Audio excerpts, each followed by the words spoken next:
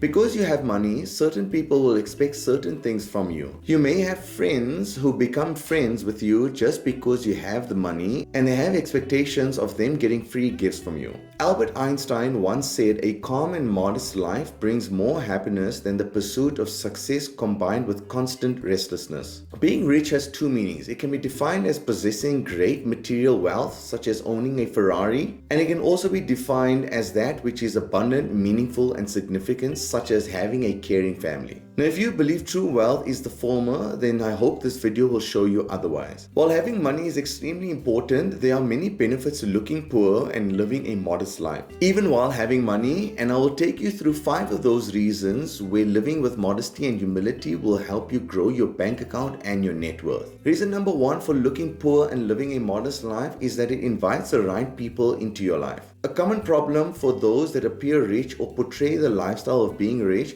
is that the wrong type of people are attracted to them. Now, what do I mean by that? Because you have money, certain people will expect certain things from you. You may have friends who become friends with you just because you have the money and they have expectations of them getting free gifts from you. This is the wrong crowd in my opinion, because they don't truly want to get to know you.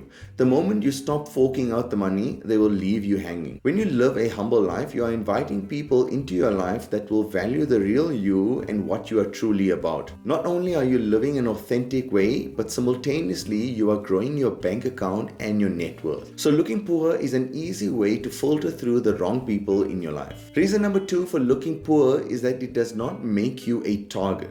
Unfortunately, we live in a world where people want to take advantage of you in an illegal way. If you are driving around in an expensive supercar, wearing designer clothing and expensive watches, there are going to be many eyes looking at you thinking they can make a quick buck out of you and can potentially lead you into being a target for robbery at some point in your life, or even worse, kidnappings. And that's just not extra risk that you want to have in your life. Unless you live in an extremely safe country such as the Scandinavian countries, the UAE, New Zealand, etc., I would avoid these things as much as possible. The third reason why looking poor is so important, well, simply because it's cheaper. Because you are not worried about purchasing expensive designer clothing, the latest iPhone, or a new car, you have more money to invest and save, which will only help you grow your bank account and your net worth. The problem that many people have is that they are easily influenced to buy something new and fancy just because they want to keep up with the latest trends. Notice how many people buy designer clothing just to try and show people that they have money. Meanwhile, there's a good chance that they are behind on some of the payments. Notice how many people have a completely adequate iPhone but still go out and buy the latest iPhone just because of a new feature advertised by Apple.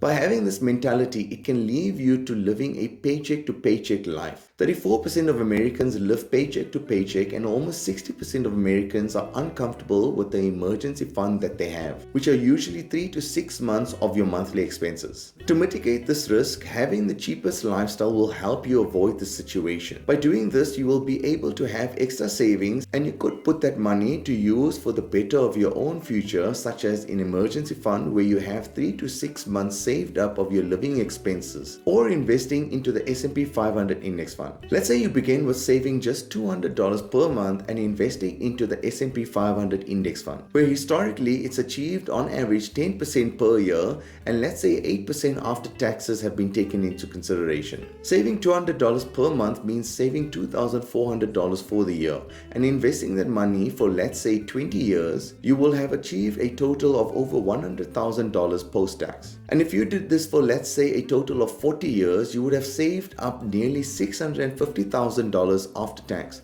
showing you the true power of compounding and investing early. I'll leave a link in the description box below where you can use this calculator so you can play around with the numbers yourself. The fourth reason to keeping a low profile for a higher reward is that it simplifies your life. And to prove this point, imagine somebody gives you something really expensive like a Ferrari. For the first couple of weeks, you will be ecstatic with your new gift. You are excited to show off your car and all the respect that comes along with owning a supercar. After a couple of weeks, you will need to have filled up the gas on your brand new Ferrari, and the following week you hit a pothole and your low profile tires need replacement. You go to the dealership and realize how expensive it is just to replace the tires on your brand new Ferrari. But somehow you make a plan to purchase the tire and your problem's solved, and you carry on driving your brand new Ferrari. After a couple of months of having the Ferrari you received, you you start realizing just how expensive it is to maintain something you got for free. The insurance is 5 times the price of a regular car. You have to fill up the gas almost every other week.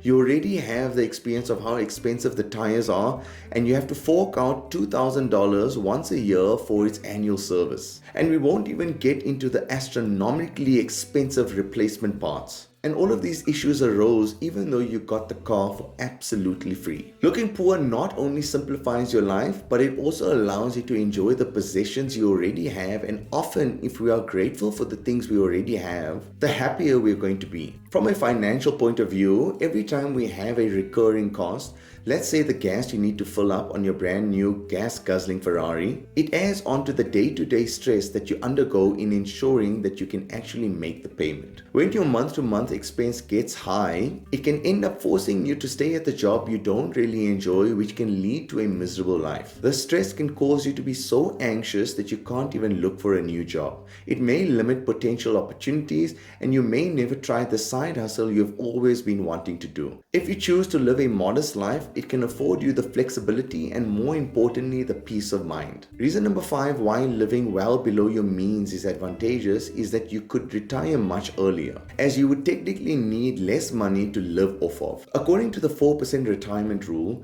you can retire when you withdraw 4% of your retirement nest egg per year and live off of it for the entire year. Let's assume when you retire, you already have a car, a home loan paid off, as well as having no dependents, and that your yearly expenses are $20,000. If you need $20,000 to live off of, then that means you would need at least $500,000 in your retirement account. If you need $35,000 to live off of per year, then that would mean you need a retirement account worth of at least $875,000. Keep in mind that every country would have to have their own rules about paying taxes on these withdrawals. So living below your means will mean that you will bring down the burden of financial stress, and it also helps in paying off debts sooner, such as your car and home loan. So I've given you my opinion on the benefits of what living a modest life can bring you. I think by following these rules, especially when you are just starting out in life, can help you elevate your financial status much quicker than had you not followed these rules. Let me know in the comment section on what else you think should have made this list. If you have enjoyed watching this video, then consider watching my next video where I speak about 7 major differences between the rich and poor. It's one of my recent videos which I really enjoyed making, and I think you may benefit a lot on what I said in there. Alright everyone, take care and see you in the next video. Like and subscribe for more.